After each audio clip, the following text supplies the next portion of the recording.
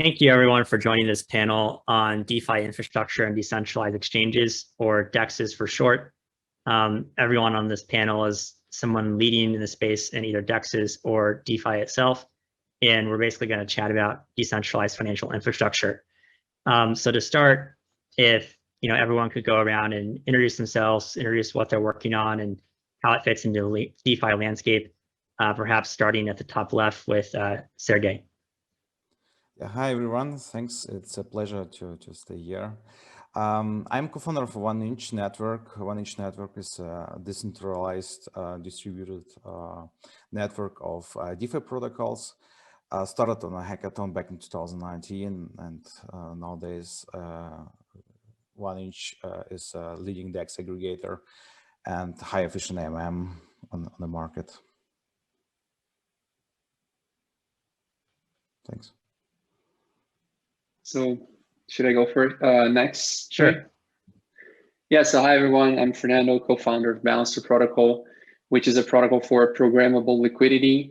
The idea of Balancer is that it allows you to provide liquidity in a very customized way. So you can have a pool where you put your portfolio of 3 tokens with different weights. So you can have like a pool with DAI, WETH, and 0x, for example.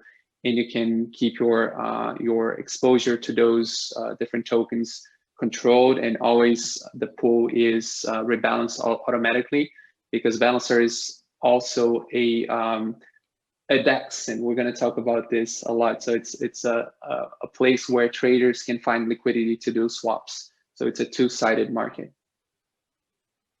Thanks. Cool. Hi, I'm Will Warren. I'm the co-founder and co-CEO of 0x Labs.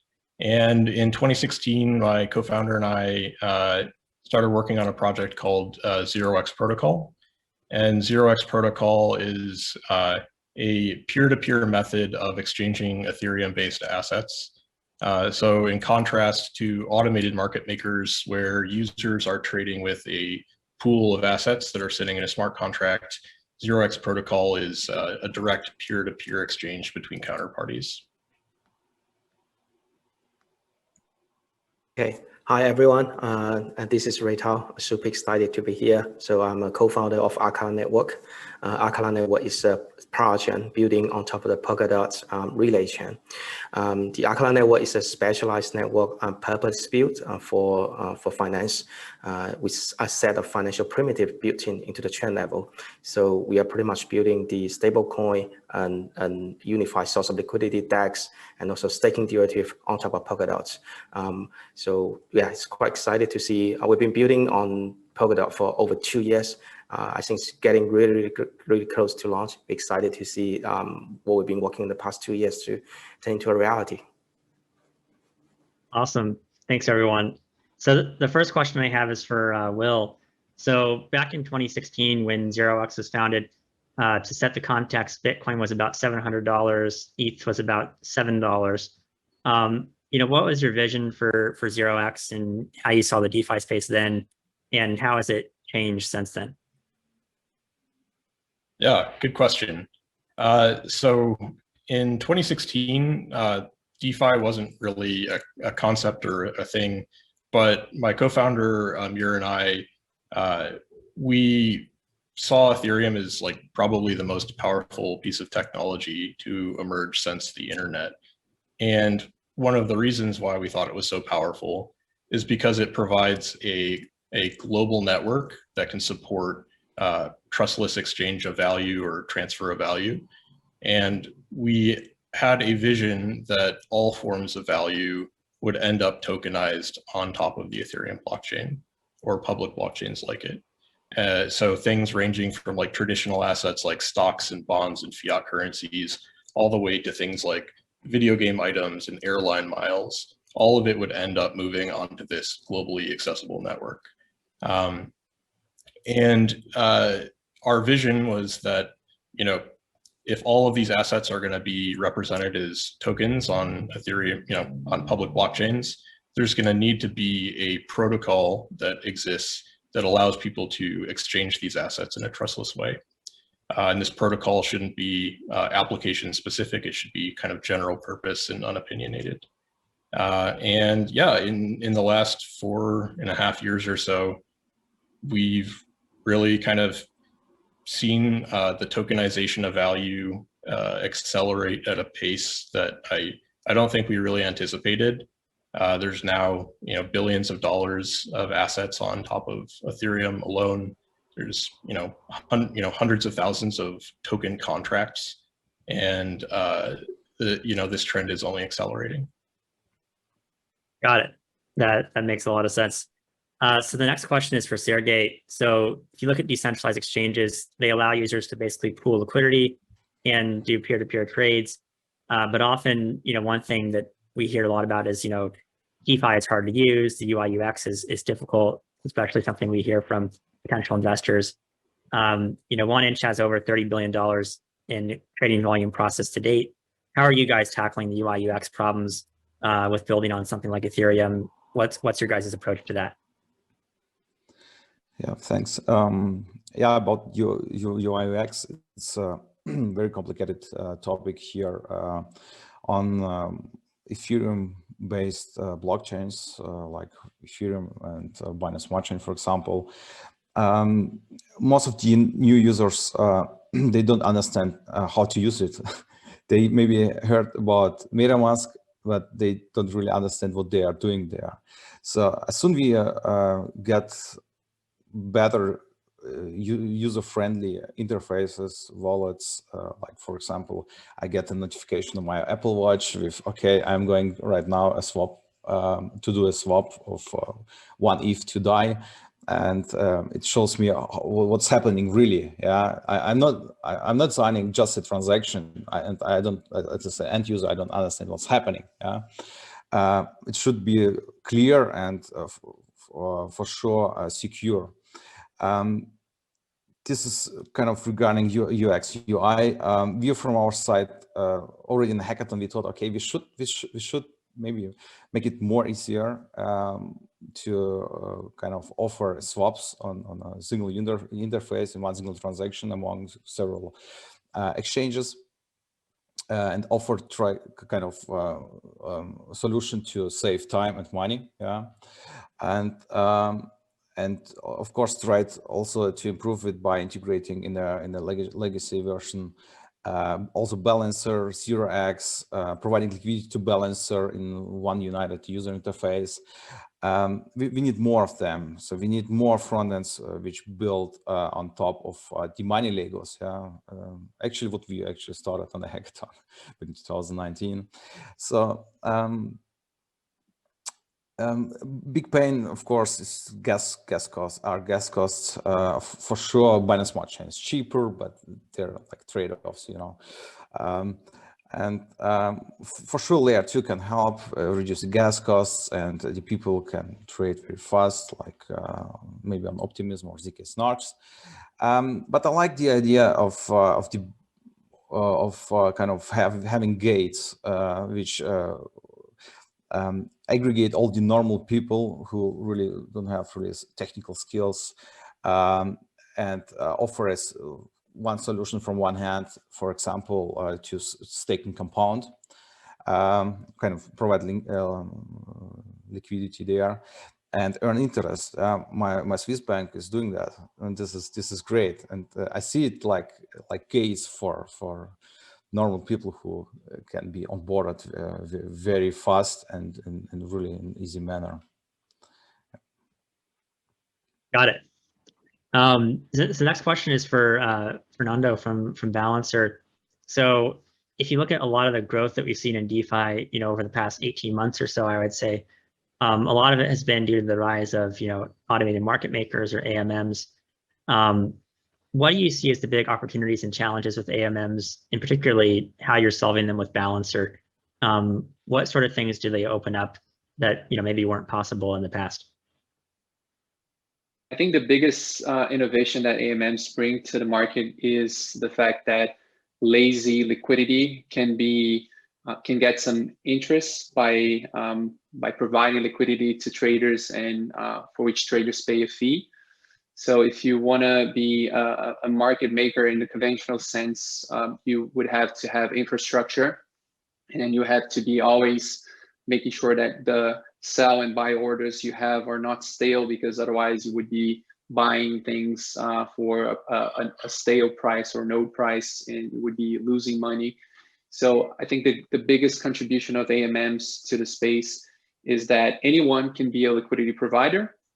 And how Balancer helps in this sense, I'd say that since the early days where we were discussing Vitalik's and Alan Liu's Vinose's X times Y equals K idea, people were focusing on AMMs more from the exchange side of things. So how can I enable trades by having an AMM? And back then, I was already kind of scratching my own itch by thinking like, I have a portfolio, I would love to keep it balanced over time. Why can't I use an AMM to do that? So why can't a protocol automatically make sure that my holdings, my tokens are balanced according to a given allocation that I pre-select?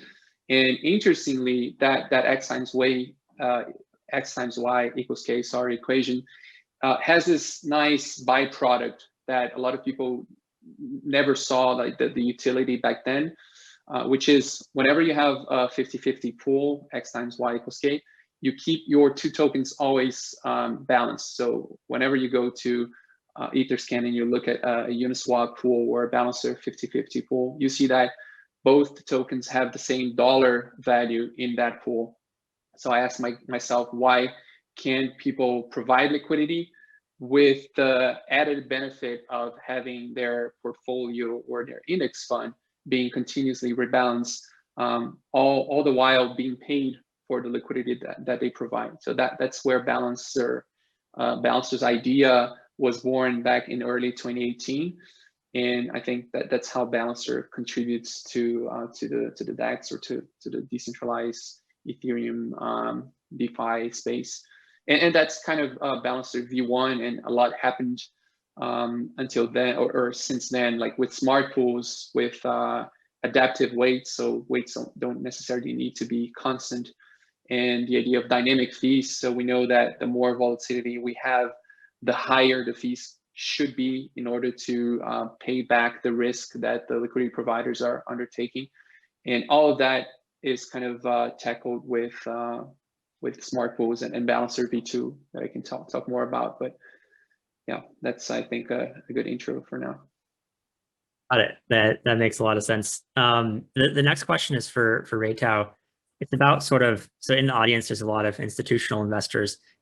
What do you see as the state of institutional adoption of DeFi? I think it's pretty early, but what do you think needs to happen, particularly from like the protocol layer and from the UI UX layer, to make it so that eventually institutions and enterprises can use DeFi protocols as well?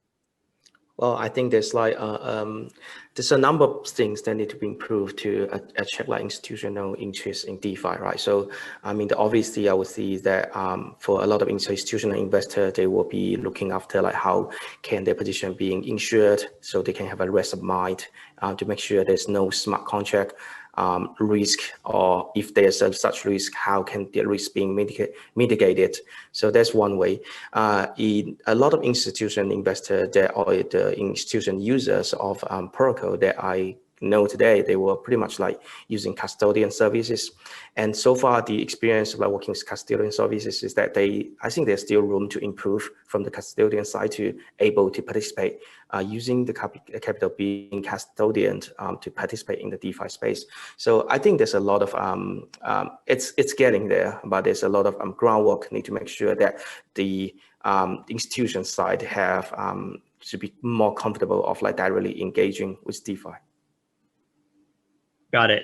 And I guess flipping things a bit, in terms of the other side of the coin, what do you guys think? This is sort of a question for everybody. When do you think the space will have matured enough where the average person, somebody who's not crypto native, who's not super sophisticated either technically or on the financial side, will be using DeFi, as part of their investing life or as part of their daily life in some way, shape, or form?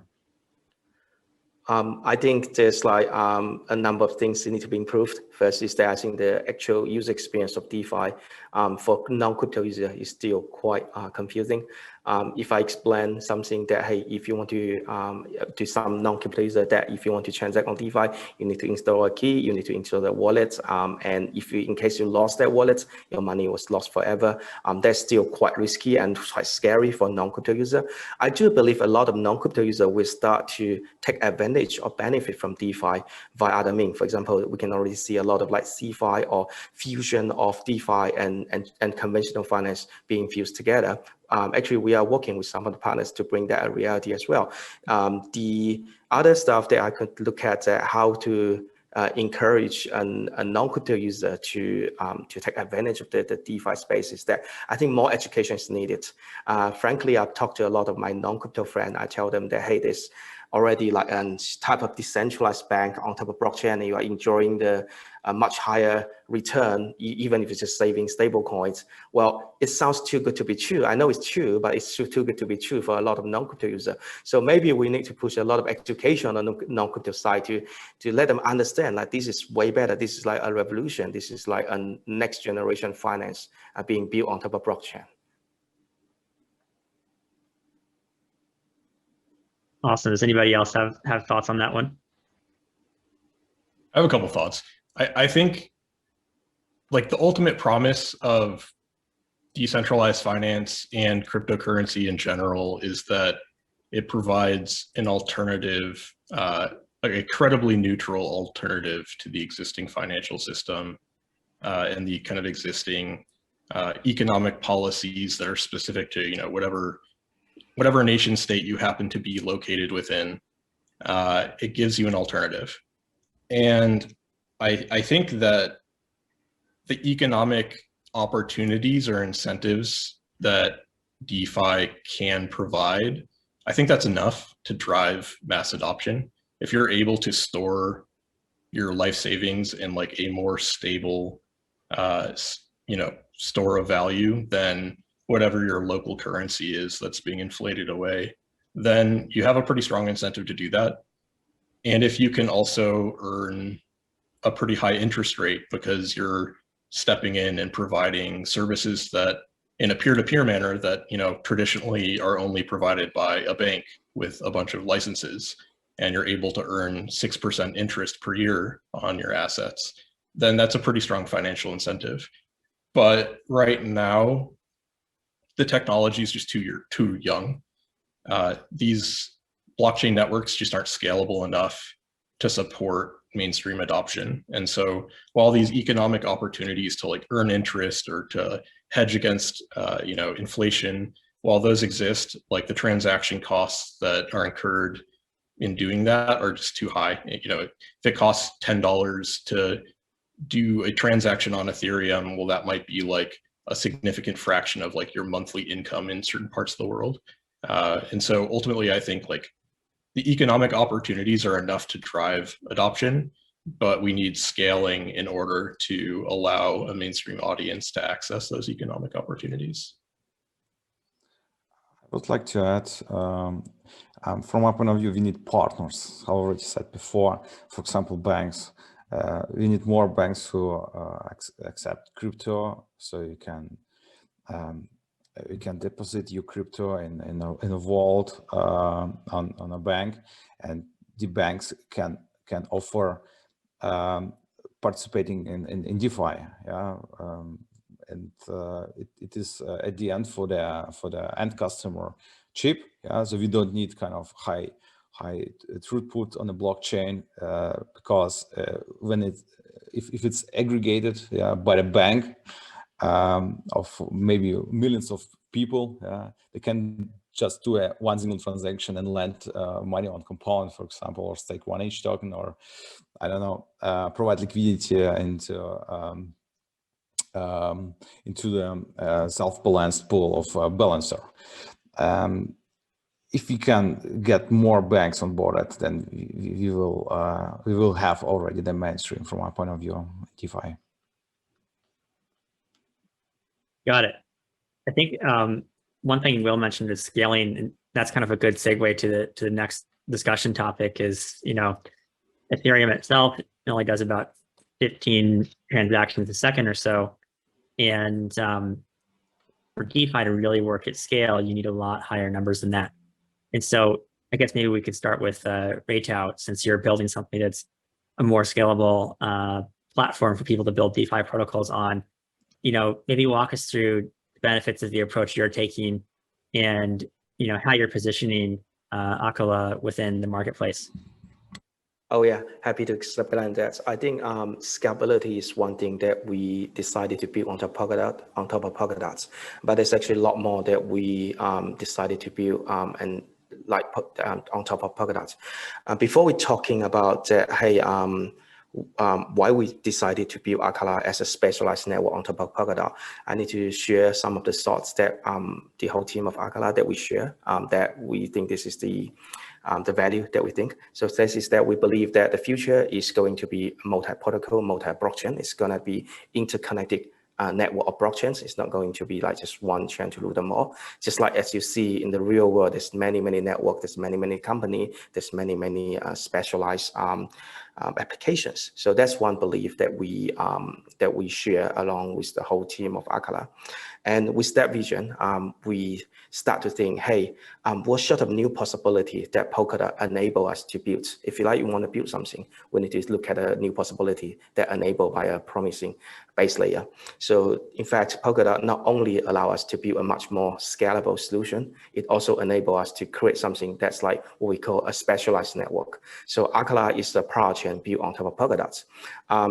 And this is something that's unique and enabled by Polkadot's shared security model, because pretty much everyone can take an SDK or a blockchain template and build their own network.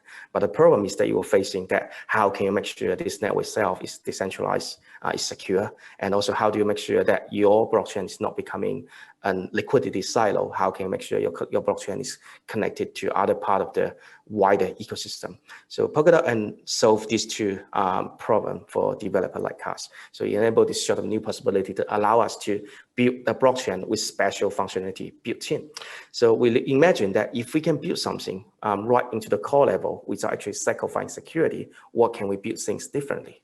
And that's like why we decided to build Akala. We built stablecoin protocol into the core of blockchain. We built a unified source of liquidity as a DEX into the core of the Akala blockchain.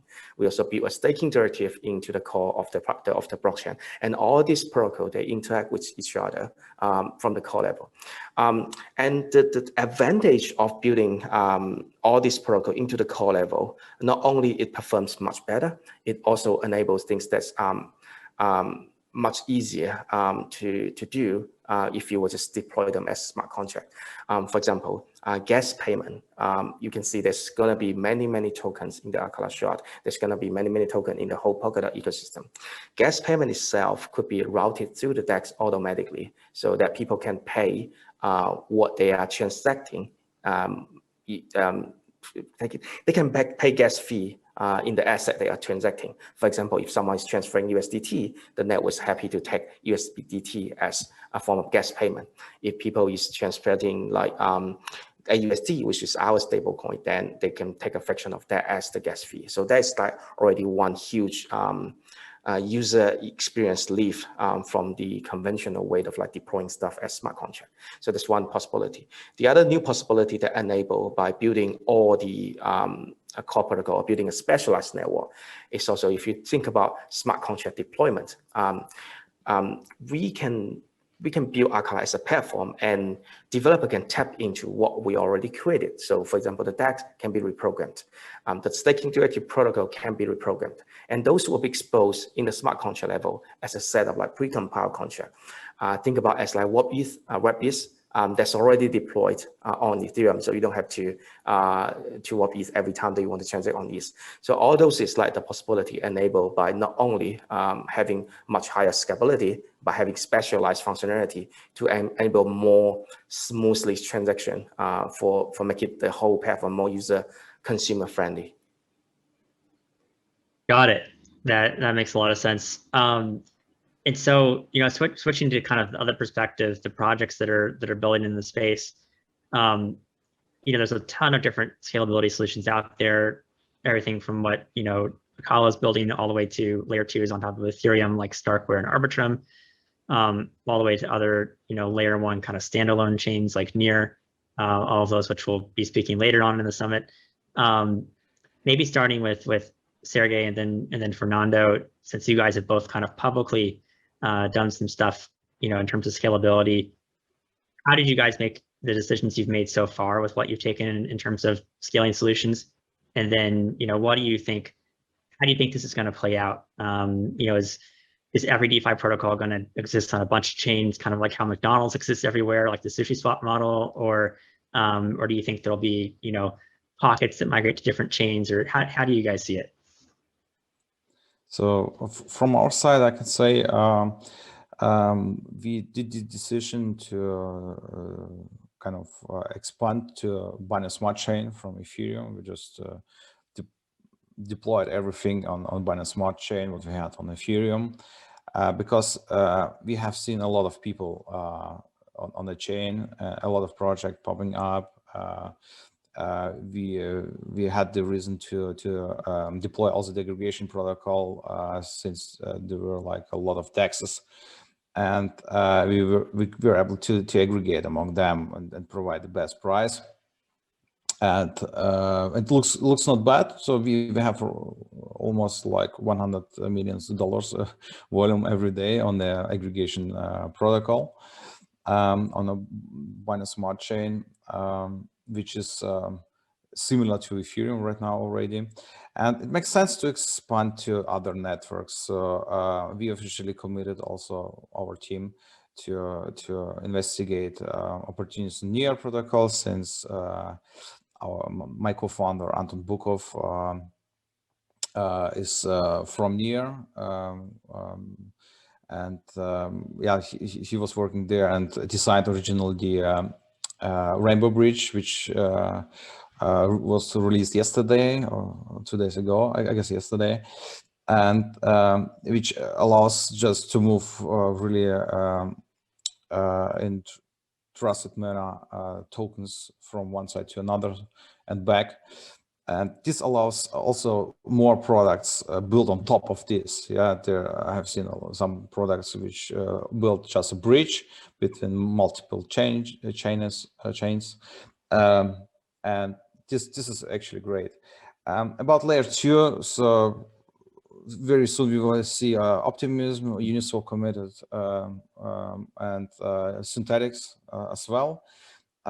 It's a great opportunity to investigate what we can build on top of that. CK Sync snarks are coming as well very soon, and there are several solutions, you know, like, but we should take care about composability. So if you move protocols to other like layer 2s, we should take care that there's still an option that other people will build on top of these money Legos also on a layer 2 solution. Yeah. Otherwise, we will just lose the power of DeFi, because the DeFi is about composability and freedom. So that's yeah, from my point.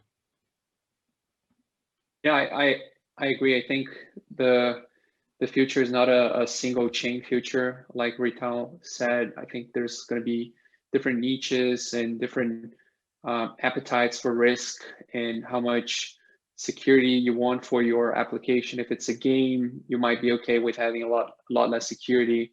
If you're doing DeFi, you're probably going to be worrying a lot more with the like game theory behind challenges, like on Optimism, and you want to make sure that the money of your users is protected. From our perspective at Balancer Labs, or the community, we think that, yeah, it's like a coordination problem. We like Sergey said, we don't want to be going to a place where no one else is. The thing that makes DeFi so great is composability. It's the fact that we're all building blocks that people can use in very interesting and innovative ways. So we don't want to be going to a layer 2 or to another layer 1 where nothing's happening. So we're taking a look at several different options of layer 2 on Ethereum, also open to other layer 1s.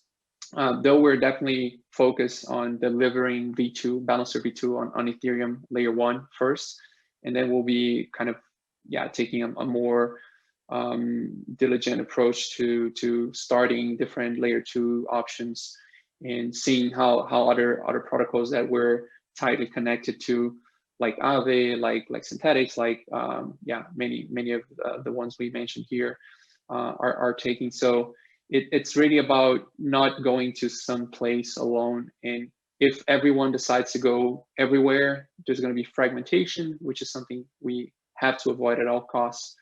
And it's a nice use case of our asset managers that we'll have for V2, which are smart contracts that can use the underlying tokens in a Balancer pool and either send them to Aave for some extra yield, or maybe even use those tokens to bootstrap liquidity on a layer 2. So the layer 1 liquidity is being used both on layer 1 and layer 2. So there's some ideas how to get Balancer liquidity to other layers. But yeah, I personally don't believe that we'll see most of the users, most of the activity going to layer 2s anytime soon, even if the transaction, the gas price situation is critical. I think it's farther away than many people think. So it's a hard coordination and technical problem in my view. Got it. Yeah, I agree. It seems like there's a ton of different options out there, and it's tough to decide what exactly to do as a project because there's not a lot of clarity. Let's switch to another topic about what DeFi kind of looks like longer term. So one thing people are talking about a lot, both in and outside of the crypto universe, is Coinbase in their IPO. One thing that's pretty interesting is if you look at a protocol like Uniswap, many days they're doing 30-40% of Coinbase's daily volume. And the analogy I like to use is, one of those is like 12 people, the other one's like 1,200 or more people, which is kind of a testament to the power of this tech and what you can do with a small team. So this question is for Will and Sergey. Do you guys see a world where DEXs take market share from centralized exchanges? What does the role for centralized exchanges look like in this world where DeFi keeps growing and really succeeds? And how do centralized exchanges and decentralized exchanges coexist? Like, what's the relationship there in your guys' eyes? In the long run, on say a 5 to 10 year horizon? Yeah, good question. Well, so one thing that we've seen already playing out over the last few years is that the sheer number of assets that are being created on top of public blockchains like Ethereum, I think like today there's like over 300,000 different types of tokens that exist on Ethereum, and that number is just like rapidly expanding. And centralized exchanges are not set up to support that type of volume, this long tail of assets. Centralized exchanges have, to go through a vetting process, and they have to, basically do a bunch of work to integrate or to add support for new assets that isn't scalable for the long tail. And so what we've seen is that a lot of these blockchain native assets, it just makes way more sense. It's lower friction for them to be liquid on chain using a DEX protocol like Uniswap or 0x or something else. And I don't think that that's eating into into centralized exchange market share. I think that this is just an entirely new opportunity. It's growing the pie. So this is an opportunity that centralized exchanges just aren't in a position to capitalize on. But I do think that opportunity is extremely large, and centralized exchanges are going to need to figure out how to position themselves to participate in those markets. I think what will probably happen is that centralized exchanges will be unbundled to some degree, where their fiat on and off ramps are kind of the piece of the stack that can't be made into, it can't be decentralized. Going from the traditional financial system onto the blockchain is something that you need a regulated entity to do that. So Coinbase or another entity. But it might turn out that these centralized exchanges end up kind of providing access to the decentralized markets or lending, borrowing solutions that exist on blockchains. But yeah, ultimately, I just don't think that centralized exchanges, the way that they approach adding assets in such like a curated way, just doesn't extend to this world of mass tokenization that's going on right now. Yeah, from our side, I would like to add that centralized exchanges are not efficient enough from my point of view. So, and we compete already, DeFi compete already with centralized exchanges. So you mentioned already Uniswap make really great job by onboarding a lot of people. So we built from our side nice charts to just understand what's happening with Uniswap, how this magic is happening on their side, and they onboard a lot of people, really a lot. And I guess Coinbase wrote publicly because of this IPO, they published a statement that they see as a high risk these decentralized exchanges for themselves, and they should have fear from these decentralized exchanges, since this is it opens the doors for everyone out there to provide liquidity, to start our own project on a hackathon, and maybe create an own tokenomics and launch great product with a great token and listed by themselves or maybe by the community on all the DeFi protocols. And like I say, like 1 year in DeFi is like 10 years in traditional finances, and this is like that. Yeah. And I see a lot of development. I see Balancer V2. I see Uniswap V3. A lot of innovations happening right now, and they will have kind of problems very soon, as soon we are fast enough to compete with centralized exchanges. Anyway, I see also in centralized exchanges are very open regarding DeFi. They list a lot of tokens. For sure, it's, however, it's said, not efficient. There are a couple of processes which should be done by the centralized exchange itself before they list.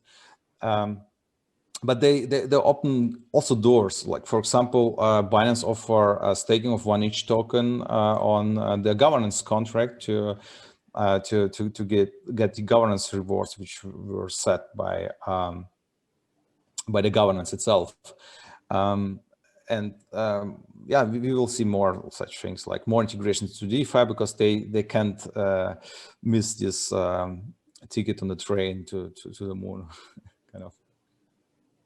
Got it. Thanks for that from both of you. So we have just under 2 minutes left. So maybe each person can kind of spend 30 seconds on the last question. And the last question basically is, what are you excited about, either in your roadmap or in the upcoming broader kind of DeFi ecosystem? And then what do you think DeFi looks like 10 years from now?